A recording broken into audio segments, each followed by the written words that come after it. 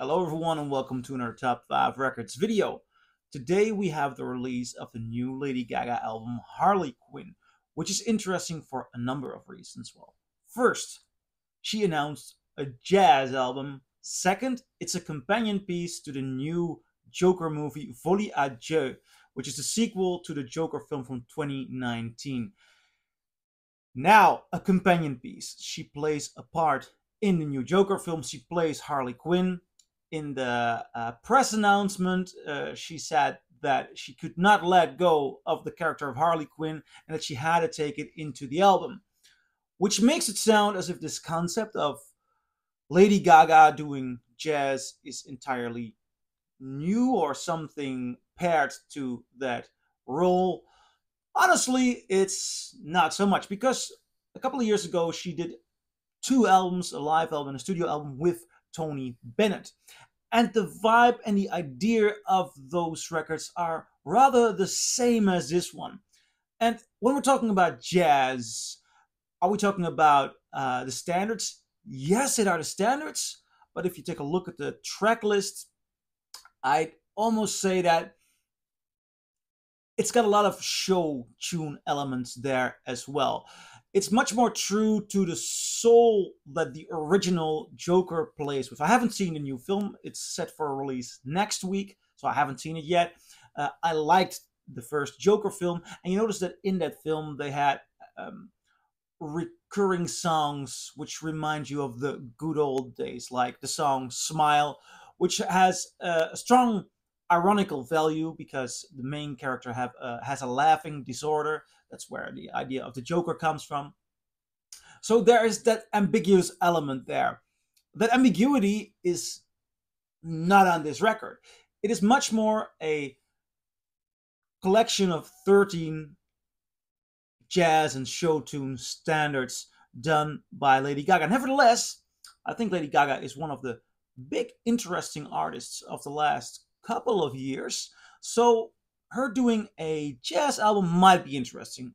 Well, I took a close listen, and this is what I think. The record opens with the song Good Morning. And the first thought I had was what I just kind of explained. This feels more like a show tune than what I consider jazz. Now, that doesn't have to bite one another. I mean, there are elements of jazz in show tunes, and jazzy songs have been used as show tunes. But the vibe, what you should not expect on this record too much, is this intimate kind of crooner vibe. There's not a lot of Ella Fitzgerald or Sarah Vaughan going on here. It's closer to Broadway, honestly. Jazz influenced Broadway, the bigger days of Sinatra, which I wouldn't call Broadway, but it's a different kind of vocal jazz. Good Morning, not the finest opener. I didn't really get into it. Then the second song, Get Happy, no, that isn't doing it for me as well. What it lacks is an interesting approach or an authentic vibe. The record really goes for young new voice, does the old songs. At moments, it doesn't deny it is jazz or jazz influenced, but they're looking for a very slick sound that you would not hear in these old records. There's a production quality that goes beyond it. It's never so slick that you think, oh no, this has nothing to do with a sense of melancholia. The record plays with a sense of melancholia, but it does try to remain fresh. But I wouldn't say that the freshness comes out of really new ideas, much more pop-oriented ideas, production-wise, or pop culture-wise. So I'm not fully convinced by these first two songs. Then we get to the third song, When the Saints. I mean, of course, one of the big songs, and then they put a certain drum beat under it. I guess it's a real drummer, but they sped up the song, which gave it this X Factor kind of sound. And while I was listening to it, I was basically thinking to myself, oh, Give me Louis Armstrong. Give me. I want to hear. Oh, with the saints, you're marching in. I want to hear it like that. And this was just it lacked the authentic feel.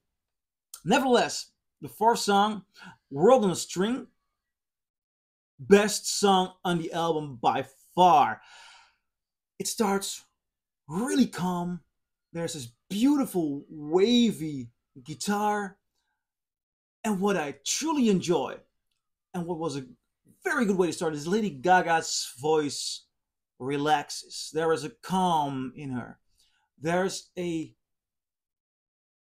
concentration, but also a relaxation that really reminds me of some of these fine moments of Sinatra, for example, on In the Wee Small Hours.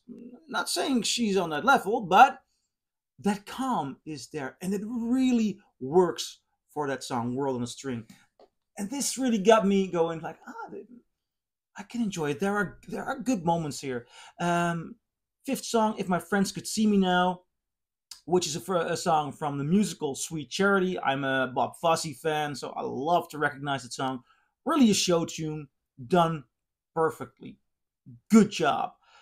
Then to the sixth song, That's Entertainment. Great song, but just it didn't spark. It's so didn't lift me up. Next song, Smile. And I find this one specifically hard because the song Smile, smile, though your heart is aching, it plays a very major part in the original Joker film. And seeing this as a companion piece, I understand that they put the song on there, but if it's a companion piece, you also refer to the way Smile is used in the first film.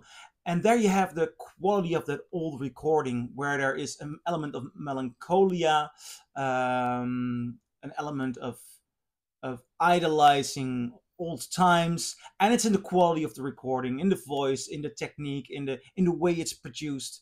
And this new version is really slick, so it doesn't have that that melancholic power. It doesn't have the irony in there. There's a lot of irony in the original film, so perhaps they use it in a very interesting new way in the film, but then you have to have that context. The film isn't out yet. I can't relate to that, so that felt really like a bad choice for me, because the entire record refers to the feeling and the idea of that song in that film, and this recording, it doesn't have that. So putting it on there, it's tough competition. It doesn't work. Then the next song, The Joker, that might be the worst moment for Lady Gaga on this record. It doesn't seem like the range of the song perfectly fits her voice. She seems to sound uncomfortable, as if she is forcing her way through the low frequencies. I'm also doubting if she's even convinced by the meaning of the song. If she doesn't sound convincing. She doesn't frequency wise, but also the narrative of what she's singing wise. She seems to force her way through. It's an uncomfortable song, and I think it's one of the weakest moments I've heard Lady Gaga sound, because she's always very convincing, at least very entertaining, but also very convincing. She's a very good vocalist. This was not a good moment for her. Then we get to the song Folie, Dieux. Unmemorable. Gonna Build a Mountain. This is again a good song for me. Has some nice gospel influences there. I like that. Then song 11, Close to You. This is one of those songs, again, I mean, you're doing a record with standards, with songs we know, and I just could not let go during listening to her version of Close to You, of the voice of Karen Carpenter that I still have in mind. They sped it up. The tempo is a little bit too high for my likings of that song, and I just can't lose the reference to the Carpenter song, which the Carpenters do it a lot better, honestly. The 12th song, Happy Mistake. This is the most poppy song on the album. Not very inventive, not very interesting, but this is the one that reminds me mostly of the standard pop Lady Gaga. Ending off with That's Life. I must say that first thing I noticed is that there is this strange effect on her microphone, on her voice, as if they wanted it to sound like an old microphone, but didn't dare to go all the way, which made the effect sound cheapish. I wasn't convinced by the quality of that sound, which is a bummer, really, because I think her performance of this song is among the best on the record. She's strong, convincing, has a brilliant build up. I love the way she does that. The arrangement is good here. Um, it's a good way to end up this album. Poor production or mixing choice there. Nevertheless, I'm curious. I'm not fully convinced by this album. I think it could have been better. The concept might not have been as interesting as I hoped it was, but I'm just not fully convinced by this album. So I'm curious, what do you think? Do you agree? Do you disagree? Leave a comment below, and I'll see you in my next video.